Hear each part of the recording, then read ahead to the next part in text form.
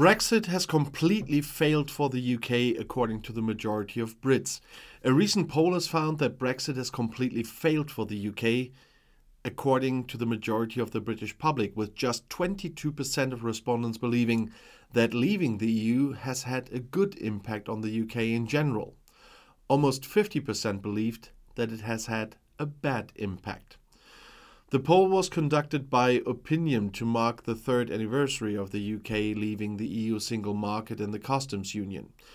Opinion asked 2,132 UK voters whether they thought Brexit has had a good or a bad impact on the UK, including the impact on the UK economy, the environment, personal finances, and more. Findings revealed that over half of the respondents believe Brexit has had a negative impact on the UK economy, the ability of the UK to control immigration, the ability of UK companies to import goods from the EU, and prices in shops. There wasn't a single category where the votes for good impact outweighed the votes for bad impact. When asked about the NHS, less than 10% of the poll's respondents said Brexit has had a good impact on the NHS, with 47% of voters believing it has impacted the NHS negatively. The research by Opinion also found very low numbers of people who believe that Brexit has benefited them personally. Just 1 in 10 believe leaving the European Union has helped their financial situation, with 35% saying it has been bad for their finances.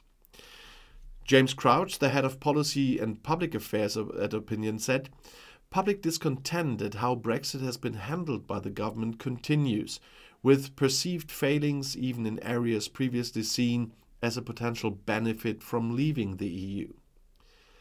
10 weeks before new Brexit checks will become operational, the Horticultural Trades Association, the HTA, organized another of its borders and trade workshops.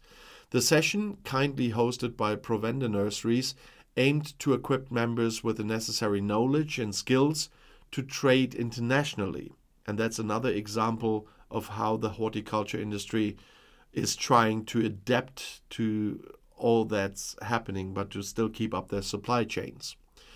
This workshop took place before the UK government's planned switch off of the place of destination system on April 30th, when border control points are set to become operational. The HTA is urging the government to keep PUD successfully and securely delivering for the planned trade until the BCPs and alternative border routes are fully operational and viable and affordable and tested. The HTA is calling on the government to listen and take action to safeguard the thousands of growers, retailers, suppliers, landscapers, and millions of gardeners whom their lives will be changed by this impact. And Sally Cullimore, the HTA technical policy manager who led the workshop, said, "A best practice example of an environmental horticulture business sharing their efforts on managing imports and some of the challenges we've seen here. We need the UK government to take industry concerns as seriously as we do. The April date is just 10 weeks away, and despite repeated meetings, calls and requests, we are none the wiser about how much it will cost and how BCPs will manage complex high-risk plant loads safely and securely. The environmental horticulture sector has already spent at least £30 million to adapt, and this new change will be more costly with no material gain. That is why we need urgent action to deliver on the HTA's task for at-site checks to continue as our priority. In addition, we have 3 clear asks. Firstly, we urgently need to see the outcome of the common usage charge consultation to be at both a low-cost level and charged per phytosanitary consignment. Secondly, we need clear communication on the outstanding details of the border control points, the BCPs, and how they will handle high-risk plants and plant products.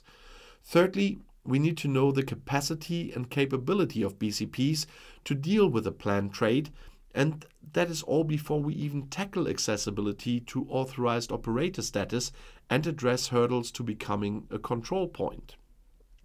And Richard McKenna, the managing director of the Provender Nursery, stated, "The seamless, smooth and secure movement of plants is the top priority for our business and customers. We are experts in this and resilient, but the unknowns on the border changes mean we cannot make the urgent and informed investment decisions needed to have any confidence beyond April 29th. And there's often bad news for the British government and its plans beside that. An annual auction of licenses for offshore wind turbines in the British North Sea is threatening to end in another debacle. The British government is making unrealistic assumptions when it comes to licensing this summer. That was a warning by the German energy company RWE. We need decisive action from the government to ensure that the UK remains one of the most attractive places to invest in clean energy. That was said by Tom Glover, the head of RWE in the UK. The current approach would significantly overestimate the cost that consumers would have to pay for each megawatt of renewable energy. The forecasts for future market prices that would be used in the auction are very low compared to prevailing market estimates. And this, as the RWE manager said, could lead to not as much renewable energy being used as is economically possible. Last September, the kingdom's annual wind power auction collapsed after not a single wind power operator submitted a bid for new offshore wind farms in the North Sea. At the time, the industry complained that the government in London had not sufficiently taken into account the increasing costs for wind power operators when setting the government cap on wholesale prices for wind energy suppliers. The British government has legally committed to making the kingdom climate neutral by 2050. It is firmly planning for a steadily growing contribution from offshore wind energy, which is expected to increase from the current level of around 14 gigawatts to 50 gigawatts by 2030. Offshore wind is a key part of our drive to decarbonize electricity supplies, said Graham Stewart, the Secretary of State at the UK Department for Energy.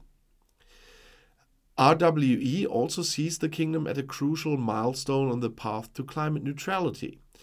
For Great Britain, 2024 will be a crucial year in order to be ahead in the race for the net zero target, emphasized the company spokesman. RWE and the entire energy industry are in the process of building thousands of megawatts of offshore wind turbines, which should lay the foundation for low-carbon electricity generation over there in Great Britain. At the end of 23, RWE took over 3 wind farm projects, each with 1.4 gigawatts, off the east coast of England from Vattenfall and paid 1.1 billion euros for them. In total, the Essen-based group is developing 9 wind farms in the region with a capacity of 9.8 gigawatts. In addition, plants with 5.3 gigawatts are in operation or under construction. It is therefore important for the group to take part in the auction in the summer, at least if the guaranteed prices at least cover the costs. Although the UK Department of Energy and Climate Change increased the price cap for electricity from government-subsidized wind turbines after the failed auction in 23, the industry says wholesale prices are still set too low. A spokesman for the Ministry of Energy and Climate Protection counters that the government has increased the maximum price in the upcoming auction by 66%. The British funding programme is based on so-called contracts for difference. The contracts for difference stipulate that consumers will fill the gap with their energy bills if the market price for electricity from renewable energies falls below the price previously guaranteed by the state for producers.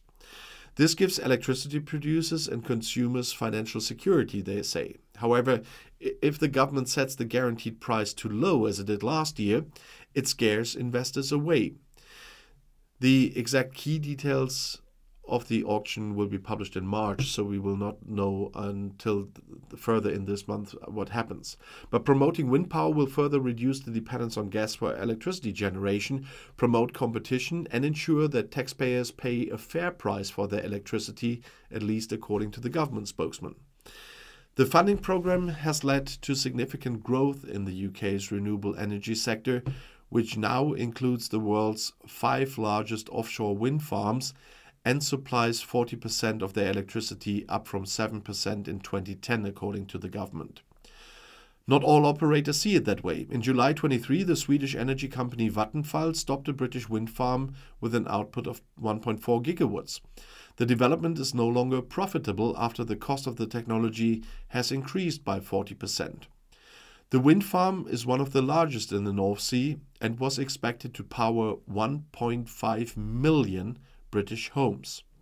And if you want to know more, the next one is right here in the end screen. I'll see you there. I'll be back.